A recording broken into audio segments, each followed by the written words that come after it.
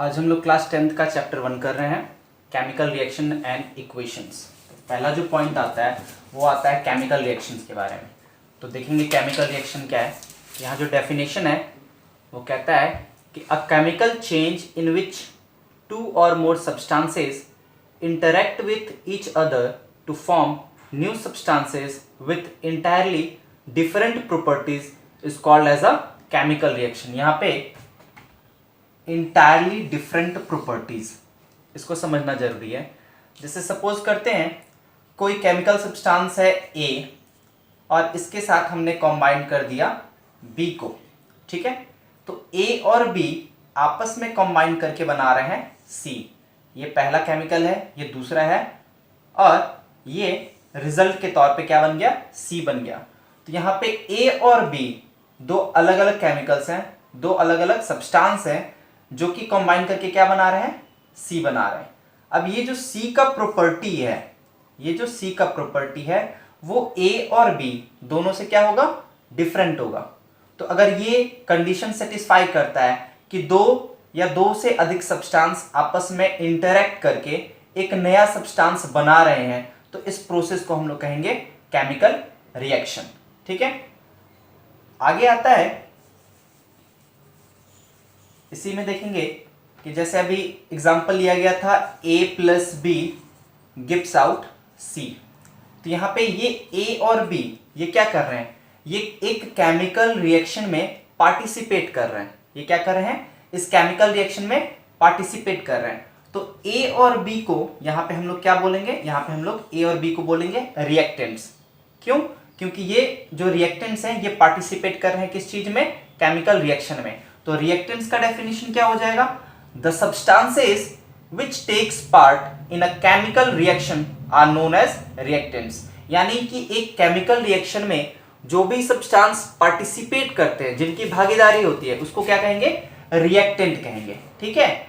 और जो रिजल्ट के तौर पे जो फाइनल रिजल्ट आ रहा है, ठीक है, उसको हम लोग कहते हैं प्रोडक्ट। यानी A और B आपस में कंबाइन करके क्या बनाया है, C का प्रॉपर्टी क्या है, A और B से अलग है। यहाँ A और B क्या है, रिएक्टेंट है जो कि पार्टिसिपेट कर रहे हैं केमिकल रिएक्शन में, और C क्या है, ये फाइनल रिजल्ट है, और इसी को हम लोग कहते हैं प्रोडक्ट। तो प्रोडक्ट का डेफिनेशन क्या हो जाएगा, the new substances formed during a chemical reaction are known as a product. यानी किसी केमिकल रिएक्शन में जो नया सब्सटेंस बनता है उसको हम लोग क्या कहते हैं, प्रोडक्ट कहते हैं, ठीक है। इसके आगे देखेंगे हम लोग कि जैसे अभी समझे हम लोग किसके बारे में, कि केमिकल रिएक्शन होता क्या है, ठीक है। आगे सेक्शन में आता है कि केमिकल रिएक्शन को आइडेंटिफाई कैसे करेंगे, कि अगर कोई केमिकल रिएक्शन हो रहा है तो वो सच में केमिकल रिएक्शन है या नॉर्मली कोई भी एक सिंपल सा प्रोसेस है, ठीक है। तो यहाँ पे 5 अलग अलग प्रॉपर्टी है जिसके हेल्प से हम लोग आइडेंटिफाई कर सकते हैं कि जो हमारे सामने केमिकल चेंज हो रहा है वो केमिकल रिएक्शन है भी या नहीं। तो फर्स्ट पॉइंट आता है change in colour. Change in colour को ऐसे समझेंगे कि सपोज करो कि कोई रेड कलर का सब्सटेंस है, ठीक है, इसको ऐड किया जा रहा है ब्लू कलर के सब्सटेंस के साथ, ठीक है। रेड और ब्लू आपस में कंबाइन करके मान लिया बना दिया ग्रीन, ठीक है। ये पहला स्पीसीज है, ये दूसरा स्पीसीज है, ठीक है, और ये प्रोडक्ट आ गया। तो यहाँ पे हम लोग को क्या देखने मिल रहा है कि जो दो स्पीसीज हमने यूज किया है केमिकल रिएक्शन में, ठीक है, एक रेड कलर का है, एक ब्लू कलर का है, ये आपस में रिएक्ट करके कैसे हो जा रहे हैं, ग्रीन हो जा रहे हैं। यानी कि इस सेगमेंट में कलर में चेंज आ रहा है। क्या हो रहा है, कलर में चेंज आ रहा है। तो अगर किसी प्रोसेस में हम लोग ये चीज को फाइंड करें कि दो या दो से अधिक सब्सटेंस को मिलाने पर कलर में चेंज आ रहा है, A और B को आपस में मैच कराया, C बन गया। A का कलर अलग है, B का अलग है, ठीक है, और ये जो C बन रहा है इसका कलर इन दोनों से क्या हो गया, डिफरेंट हो गया, मैच नहीं कर रहा है, ठीक है। तो इसको हम लोग कहेंगे कि ये केमिकल रिएक्शन है। सेकेंड है evolution of a gas. Evolution of a gas, तो इसका बहुत ही सिंपल एग्जांपल है कि जब वाटर में लाइम को ऐड करते हैं, वाटर में लाइम को या क्विक लाइम को ऐड करते हैं तो वहां दो चीज ऑब्जर्व करने को मिलता है। पहला चीज कि वो बहुत ज्यादा हीट हो जाता है, ठीक है, वहां पे हीट भी देखने को मिलता है और वहां पे गैस भी इवॉल्व करता है। यानी कि पानी में जब चूना पत्थर को डालते हैं, पानी में चूना पत्थर को डालते हैं तो वहां पे बहुत ज्यादा हीट का फॉर्मेशन होता है। वो पूरा जो प्रोसेस है वहां पे क्या होगा, दो चीज देखने मिलेगा, एक तो बहुत ज्यादा हीट प्रोड्यूस होगा और उसमें से गैस इवॉल्व होता है। तो यहाँ पे दो चीज देखने को मिल गया, सेकेंड और थर्ड। यानी कि अगर दो सब्सटेंस या दो से अधिक सब्सटेंस को आपस में हम इंटरेक्ट करवा रहे हैं और उस इंटरेक्शन के दौरान अगर उसमें से गैस का इवोल्यूशन हो, यानी कि उसमें से गैस निकलने लगे, तो हम उसको एक केमिकल रिएक्शन के तौर पे कंसीडर करेंगे। ठीक है, थर्ड पॉइंट यहीं से क्लियर होता है कि अगर किसी प्रोसेस में टेम्परेचर इंक्रीज हो जाए या फिर डिक्रीज हो जाए। बहुत बार ऐसा भी होता है कि दो सब्सटेंस को मिलाया, जैसे ए और बी को मिलाया, ठीक है, और सी जो बना इसका टेम्परेचर डाउन चला गया, तो उसको भी हम लोग क्या कहेंगे, केमिकल रिएक्शन कहेंगे। यानी जो जिस टेम्परेचर पे, मान लो कि 30 डिग्री सेल्सियस पे ये रिएक्शन हो रहा है, रिएक्शन के बाद ये जो प्रोडक्ट बना है इसका टेम्परेचर या तो 30 से बढ़ जाए, 30 से ये मान लो 40 डिग्री पे चला गया, या फिर 20 पर आ जाए, यानी टेम्परेचर में चेंज आना जरूरी है, 30 नहीं रहे, 30 से कम हो जाए या 30 से ज्यादा। तो अगर टेम्परेचर पे भी चेंज आ रहा है तो उसको भी हम लोग क्या बोलेंगे कि केमिकल रिएक्शन है। ठीक है, फोर्थ पॉइंट है चेंज इन स्टेट। स्टेट का मतलब हो गया अवस्था, यानी कोई दो चीज को आपस में कंबाइन कर रहे हैं, ठीक है, और जो प्रोडक्ट बन रहा है उसका स्टेट चेंज कर रहा है। जैसे मान लिया कि दो लिक्विड है, लिक्विड L1 ले लिया और लिक्विड L2 ले लिया, ये दोनों के दोनों क्या है, लिक्विड है, और इसको कंबाइन करने के बाद जब रिएक्शन होगा तो मान लिया गया कि जो प्रोडक्ट आ रहा है वो गैस के फॉर्म में आ जाए। ठीक है, जो प्रोडक्ट है वो गैस के फॉर्म में आ जाए या फिर सॉलिड के फॉर्म में आ जाए। तो यहां पर रिएक्टेंट कैसे थे, लिक्विड फेज में थे, दोनों के दोनों लिक्विड फेज में थे, और जो प्रोडक्ट है वो चेंज हो गया, यानी लिक्विड से वो गैस में कन्वर्ट हो जा रहा है या फिर लिक्विड से सॉलिड में कन्वर्ट हो जा रहा है। तो इस कंडीशन में भी हम लोग क्या कहेंगे कि इस प्रोसेस को केमिकल रिएक्शन के तौर पे कंसीडर करेंगे। क्यों, क्योंकि यहाँ पे स्टेट में चेंज आ रहा है, जो पहले का स्टेट था वो क्या हो रहा है, बाद में चेंज कर जा रहा है। ठीक है, नेक्स्ट जो पॉइंट है वो है फॉर्मेशन ऑफ प्रिसिपिटेट। पहला चीज कि ये प्रिसिपिटेट होता क्या है उसको समझते हैं। ठीक है, सपोज किया कि एक ग्लास है, ठीक है, इसमें वाटर है,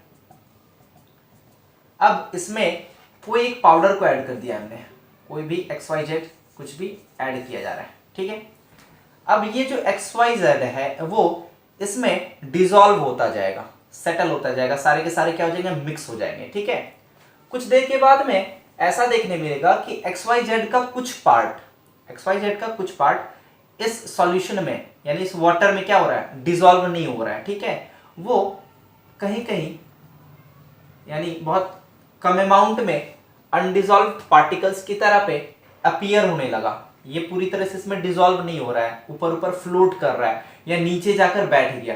तो जो अनडिसॉल्व्ड पार्टिकल्स होते हैं उसी को हम लोग कहते हैं प्रिसिपिटेट। ठीक है, तो कई बार ऐसा देखने को मिला है कि जब केमिकल रिएक्शन करवाया जाता है, ठीक है, तो उस केमिकल रिएक्शन के रिजल्ट के तौर पे प्रिसिपिटेट का भी फॉर्मेशन होता है। तो ये जो प्रॉपर्टी है, fifth property, formation of a precipitate, इसको भी हम लोग कंसीडर करेंगे property of a chemical reaction के तौर पे, कि अगर किसी प्रोसेस में प्रिसिपिटेट का फॉर्मेशन हो रहा है तो वो क्या कहलाएगा, केमिकल रिएक्शन कहलाएगा। ठीक है, आगे देखेंगे नेक्स्ट जो टॉपिक है हमारा केमिकल इक्वेशन। ठीक है, तो केमिकल इक्वेशन को ऐसे समझते हैं, जैसे यहाँ पे लिखा हुआ है, ये पार्ट को देखिए, hydrogen and oxygen combines to form water. Hydrogen और ऑक्सीजन आपस में कॉम्बाइन करके वाटर का फॉर्मेशन करते हैं, पानी को बनाते हैं। ठीक है, तो ये पार्ट समझ में आ रहा होगा कि ये क्या है, ये जो पूरा सेगमेंट है ये रिप्रेजेंट कर रहा है एक केमिकल रिएक्शन को। किसको रिप्रेजेंट कर रहा है? केमिकल रिएक्शन को, ठीक है। बट ये जो सेगमेंट है वो काफी बड़ा हो गया कि हाइड्रोजन और ऑक्सीजन आपस में कंबाइन करके क्या बनाते हैं? वाटर बनाते हैं, ठीक है। तो अगर इसको हम लोग शॉर्टकट तरीके से लिखने का कोशिश करें तो वहां पे हम लोग क्या करेंगे कि ये जो हाइड्रोजन है, ऑक्सीजन है, वाटर है, इसके सिंबल्स को या इसके फॉर्मूलाज को अगर हम यूज करें तो ये जो रिएक्शन है इसको हम लोग ऐसे लिख सकते हैं कि हाइड्रोजन H2 कंबाइन कर रहा है किसके साथ? ऑक्सीजन के साथ, और बना क्या रहा है? Water H2O। अब देखेंगे कि ये पार्ट जो है वो किसको रिप्रेजेंट कर रहा है? तो इसी केमिकल रिएक्शन को रिप्रेजेंट कर रहा है। यहाँ पे क्या हो रहा था कि हमने काफ़ी जो हमने वर्ड के फॉर्म में लिखा है, ठीक है, वो काफ़ी स्पेसियस है, टाइम भी ज़्यादा ले रहा है, और इसको हमने क्या किया? कॉम्प्रेस कर दिया। किसके टर्म्स में? तो सिंबल और फॉर्मूलाज के टर्म में, ठीक है। तो यहाँ पे क्या हो रहा है? टाइम बच रहा है, स्पेस बच रहा है, ठीक है। तो केमिकल इक्वेशन क्या है? केमिकल इक्वेशन एक शॉर्टकट तरीका है किसी भी केमिकल रिएक्शन को रिप्रेजेंट करने का। Chemical equation is a shorthand method to represent a chemical reaction, ठीक है। किसी भी केमिकल रिएक्शन को रिप्रेजेंट करने का जो शॉर्टकट तरीका है उसी को हम लोग क्या कहते हैं? केमिकल इक्वेशन कहते हैं। और ये किया कैसे जाता है? तो हम लोग क्या करेंगे कि जो भी केमिकल रिएक्शन में यूज होने वाले जो रिएक्टेंट्स हैं, जो प्रोडक्ट है, उसको रिप्रेजेंट करेंगे किसके टर्म में? तो उसके सिंबल्स के टर्म में, या जो फॉर्मूला होता है उसके टर्म में। केमिकल इक्वेशन के बाद में यहाँ पे 2 पॉइंट आ रहा है। केमिकल इक्वेशन कितने टाइप्स के होते हैं? तो नॉर्मली केमिकल इक्वेशन 2 टाइप के हैं। पहला है अनबैलेंस्ड और दूसरा है बैलेंस्ड, ठीक है। यहाँ समझेंगे कि केमिकल इक्वेशन क्या है। तो केमिकल इक्वेशन है एक शॉर्टकट तरीका किसी भी केमिकल रिएक्शन को रिप्रेजेंट करने का, ठीक है। तो यहाँ पे बहुत ही सिंपल सा एक एग्जांपल लिया गया है।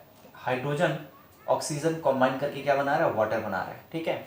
इसी में दोनों चीज क्लियर हो जाएगा। यहाँ पर हाइड्रोजन कंबाइन कर रहा है ऑक्सीजन के साथ और फॉर्मेशन हो रहा है वाटर का। यहाँ पे हाइड्रोजन के कितने मॉलिक्यूल्स हैं? 2। ऑक्सीजन के कितने हैं? 2, ठीक है। बट जो प्रोडक्ट हमारा आ रहा है यहाँ पे वो क्या आ रहा है कि यहाँ हाइड्रोजन के तो 2 मॉलिक्यूल हैं, लेकिन ऑक्सीजन का क्या हो रहा है? ऑक्सीजन का क्या हो रहा है? एक ही मॉलिक्यूल है। तो इस कंडीशन में क्या करेंगे हम लोग? इस कंडीशन में क्या कहेंगे कि ये जो इक्वेशन है वो कैसा है? अनबैलेंस्ड है। यहाँ पे 2 है, यहाँ पे 2 है, यहाँ 2 और यहाँ 1, यानी कि लेफ्ट हैंड साइड और राइट हैंड साइड में जो नंबर ऑफ मॉलिक्यूल्स हैं वो क्या है? अनइक्वल है। दोनों साइड में अनइक्वल है। अब हम लोग क्या करेंगे? इस अनबैलेंस्ड केमिकल इक्वेशन को बैलेंस्ड बनाएंगे। तो बैलेंस्ड बनाने के लिए क्या करना पड़ेगा कि दोनों साइड में जो नंबर ऑफ मॉलिक्यूल्स हैं उनको इक्वल करेंगे। तो इक्वल करने के लिए क्या करना पड़ेगा? जैसे यहाँ पे H2 है, यहाँ पे क्या हो रहा है? 2H2। अच्छा एक सेकेंड, ये हो गया 2H2 plus O2 gives out 2H2O। अब देखेंगे कि यहाँ पे हाइड्रोजन कितने मॉलिक्यूल्स में? 4। ऑक्सीजन कितना है? 2। इस पार्ट में देखो हाइड्रोजन कितना हो गया? 2 × 2 4, और ऑक्सीजन कितना हो गया? 2, ठीक है। तो अब ये जो इक्वेशन है वो कैसा हो गया? अब ये बैलेंस्ड हो गया, ठीक है। इस वाले में क्या था कि हाइड्रोजन ऑक्सीजन कंबाइन करके वाटर बनाया। यहाँ भी सेम हो रहा है, हाइड्रोजन और ऑक्सीजन वाटर बना रहे हैं। बट यहाँ पे क्या हो रहा है कि जो नंबर ऑफ मॉलिक्यूल्स है लेफ्ट हैंड साइड और राइट हैंड साइड पे वो आपस में इक्वल नहीं है। बट इधर में क्या है कि जो लेफ्ट हैंड साइड में और राइट हैंड साइड में मॉलिक्यूल्स हैं रिएक्टेंट और प्रोडक्ट के, वो दोनों क्या हो गए? आपस में इक्वल हो गए, ठीक है। तो इसको हम लोग कहेंगे बैलेंस्ड है, और ये कैसा है? अनबैलेंस्ड। यहाँ पर एक क्वेश्चन ये आता है कि किसी भी केमिकल रिएक्शन को बैलेंस्ड क्यों करते हैं?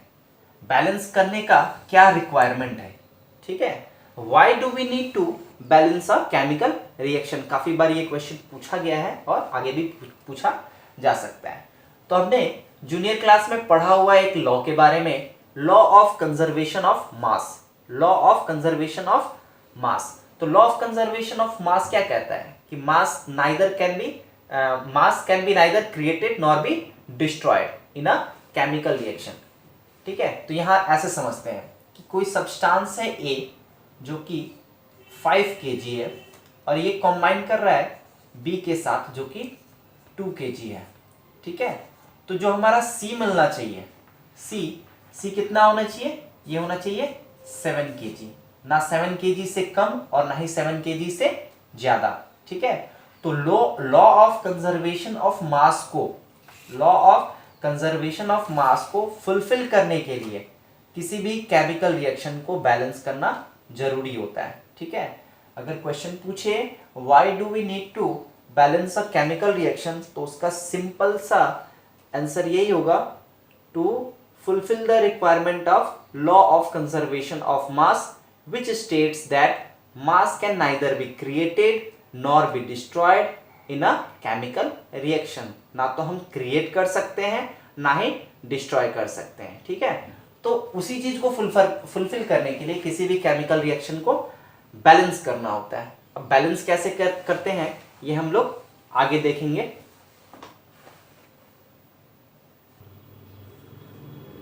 आगे है कि किसी केमिकल रिएक्शन को हम किस प्रकार से और भी ज़्यादा इंफॉर्मेटिव बना सकते हैं। और भी ज़्यादा इंफॉर्मेटिव बनाने का मतलब हो गया कि किसी केमिकल इक्वेशन से ज़्यादा इंफॉर्मेशन को कैसे कलेक्ट कर सकते हैं। ठीक है, तो यहाँ पे ध्यान देंगे, फर्स्ट पॉइंट कह रहा है by writing the names of the substances present in the equation. Equation में जो सब्सटेंस प्रेजेंट होते हैं, दो चीज़ें प्रेजेंट होती है, रिएक्टेंट और प्रोडक्ट। ठीक है, तो हम क्या करेंगे, रिएक्टेंट और प्रोडक्ट दोनों का नाम लिखेंगे, जो रिएक्टेंट यूज हो रहा है उसका भी और जो प्रोडक्ट यूज हो रहा है, मतलब जो प्रोडक्ट बन रहा है उसका भी। सेकंड पॉइंट है by writing their physical state, यानी कि जो रिएक्टेंट और प्रोडक्ट है मौजूद है केमिकल इक्वेशन में, उनका जो फिजिकल स्टेट है, ठीक है, उसको भी रिप्रेजेंट करके। थर्ड कंडीशन है by representing the conditions under which reaction is taking place. जिस कंडीशन के अंदर रिएक्शन हो रहा है, मान लीजिए कि हमने रिएक्शन कराने के लिए हीट प्रोवाइड किया हो, टेम्परेचर प्रोवाइड किया है, या फिर कोई अदर सब्सटेंस को यूज कर रहे हैं, प्रेशर को यूज किया है, कुछ भी हो, तो उसको भी क्या करना पड़ता है, रिप्रेजेंट करना पड़ता है। ठीक है, फोर्थ पॉइंट है by representing the formation of PPT. अगर किसी केमिकल रिएक्शन में प्रिसिपिटेट का फॉर्मेशन हो रहा है या फिर अगर उस रिएक्शन में गैस इवॉल्व हो रहा है, तो हम एरो का यूज करके उस चीज को भी शो कर सकते हैं केमिकल इक्वेशन में। अगर हम डाउनवर्ड एरो का यूज करते हैं, तो इसका मतलब होता है कि केमिकल रिएक्शन में क्या हो रहा है, प्रिसिपिटेट का फॉर्मेशन हो रहा है। और अगर हम अपवर्ड डायरेक्शन में एरो को यूज करते हैं, तो ये शो करता है कि इस केमिकल रिएक्शन में कोई भी गैस इवॉल्व हो रहा है। ठीक है, फिफ्थ पॉइंट कहता है by writing the name of catalyst if used. अगर रिएक्शन को फिजिबल बनाने के लिए किसी कैटलिस्ट का इस्तेमाल किया गया है, तो उस कैटलिस्ट को भी क्या करेंगे, हम केमिकल इक्वेशन में शो करेंगे। तो ये 5 तरीका है, इन 5 तरीकों के इस्तेमाल से हम क्या कर सकते हैं, किसी भी केमिकल इक्वेशन को और भी ज्यादा इंफॉर्मेटिव बना सकते हैं। ठीक है, अभी आगे एक एग्जांपल बतला रहे हैं, उससे और ज्यादा क्लियर हो जाएगा। यहां एग्जांपल देखेंगे, CO2 plus H2O gives out C6H12O6 plus O2। ठीक है, यहां पे क्या हो रहा है कि कार्बन डाइऑक्साइड रिएक्ट कर रहा है किसके साथ, वाटर के साथ। कार्बन डाइऑक्साइड रिएक्ट कर रहा है वाटर के साथ और क्या बना रहा है, ग्लूकोज प्लस ऑक्सीजन। ठीक है, अब इस केमिकल इक्वेशन को हम क्या करेंगे, इंफॉर्मेटिव बनाएंगे। तो सबसे पहले जो फर्स्ट पॉइंट हमने पीछे देखा था, उसमें क्या था कि जो भी सब्सटेंस यूज हो रहे हैं उनका नेमिंग करना है। क्या करना है, नेमिंग करना। तो यहां क्या है, कार्बन डाइऑक्साइड लिख देंगे, कार्बन डाइऑक्साइड। ठीक है, सेकंड में ये क्या है, वाटर है। ठीक है, उसके बाद यहां पे क्या बन रहा है, ये ग्लूकोज, और यहां पे क्या है, ऑक्सीजन। ठीक है, सेकेंड पॉइंट में क्या था, फिजिकल स्टेट के बारे में लिखना था। ठीक है, फिजिकल स्टेट के बारे में। तो जो कार्बन डाइऑक्साइड है ये क्या है, ये एक गैस है, रिप्रेजेंट कर दिया। H2O ये क्या है, वाटर यानी कि लिक्विड है, इसे भी रिप्रेजेंट कर दिया। आगे है C6H12O6 जो कि सॉलिड के फॉर्म में है, तो इसको रिप्रेजेंट कर दिया S से। और इसके आगे क्या है O2, ये जो O2 है ये किस फॉर्म में है, तो ये गैस के फॉर्म में। ठीक है, अब थर्ड पॉइंट जो था उसमें क्या था कि जो फिजिकल कंडीशन है उसको भी रिप्रेजेंट करना है। तो ये जो रिएक्शन हो रहा है, इस रिएक्शन को फिजिबल बनाने के लिए दो चीजें चाहिए। वो क्या है, तो पहला चीज है क्लोरोफिल और दूसरा चीज है सनलाइट। तो क्लोरोफिल और सनलाइट को हम लोग एरो के ऊपर और नीचे प्लेस करेंगे। जैसे यहां लिख दिया अगर क्लोरोफिल, तो नीचे लिख देंगे सनलाइट। ठीक है, अगर कोई कैटलिस्ट अलग से यूज हो रहा है तो उसको भी यहीं पे रिप्रेजेंट किया जाता है एरो के जस्ट ऊपर में। अब क्या रह गया, यहाँ पे नाम भी लिख दिया, फिजिकल स्टेट भी लिख दिया, फिजिकल कंडीशन भी लिख दिया। अब इस रिएक्शन में क्या हो रहा है, गैस का फॉर्मेशन हो रहा है, इवोल्यूशन ऑफ गैस। तो ये जो O2 है, O2 को हमने रिप्रेजेंट कर दिया है। अगर नहीं करेंगे तो उसके जगह पर हम लोग क्या कर सकते थे, अपवर्ड डायरेक्शन में एक एरो, अपवर्ड डायरेक्शन में एक एरो से शो कर देते, तो इससे भी पता चल जाता कि इस रिएक्शन में क्या हो रहा है, किसी गैस का फॉर्मेशन हो रहा है, यानी कि गैस क्या हो रहा है, इवॉल्व हो रहा है। ठीक है, एक छोटा सा पॉइंट और कि जैसे हमने केमिकल इक्वेशन जाना कि केमिकल इक्वेशन होता क्या है, फिर केमिकल इक्वेशन से को कैसे हम और ज़्यादा इंफॉर्मेटिव बना सकते हैं। एक तीसरा पॉइंट है कि ये जो केमिकल इक्वेशन है इसका क्या इम्पोर्टेंस है, केमिकल इक्वेशन का क्या इम्पोर्टेंस है। तो यहाँ पे तीन बातों पे ध्यान देंगे कि केमिकल इक्वेशन से हमें क्या क्या चीज़ें पता चल रही है। तो फर्स्ट चीज जो है रिएक्टेंट के बारे में पता चल रहा है। ठीक है, रिएक्टेंट प्लस प्रोडक्ट, कि कौन सा रिएक्टेंट यूज हो रहा है और क्या प्रोडक्ट बना। ठीक है, ये पता चल रहा है। उसके बाद से इनके फिजिकल स्टेट के बारे में पता चल रहा है। ठीक है, रिएक्टेंट और प्रोडक्ट के फिजिकल स्टेट के बारे में पता चल रहा है। ठीक है, थर्ड चीज क्या है कि जो फिजिकल कंडीशन है, फिजिकल कंडीशन, फिजिकल कंडीशन जिस कंडीशन के हेल्प से ये पूरा का पूरा रिएक्शन हो रहा है, उसकी जानकारी भी किससे मिलती है, तो केमिकल इक्वेशन से मिलता है। ठीक है, फोर्थ पॉइंट क्या है कि इससे हम लोग को केमिकल इक्वेशन लिखने से पता चल जाता है कि जो केमिकल रिएक्शन हो रहा है वो बैलेंस्ड है, सॉरी जो केमिकल इक्वेशन है वो बैलेंस्ड है या नहीं। जैसे यहाँ पर हम लोग देखेंगे इस कंडीशन में, तो यहाँ पे जो नंबर ऑफ मॉलिक्यूल्स हैं दोनों साइड में वो अलग दिख रहे होंगे अभी। जैसे यहाँ कार्बन क्या दिख रहा है, सिंगल है, यहाँ पे कार्बन कितने हो गए, 6 हो गए। ठीक है, यानी कि ये जो इक्वेशन है ये भी अनबैलेंस्ड है। तो केमिकल इक्वेशन को देखकर ये भी पता चलता है कि ये इक्वेशन जो है वो बैलेंस्ड है या नहीं है।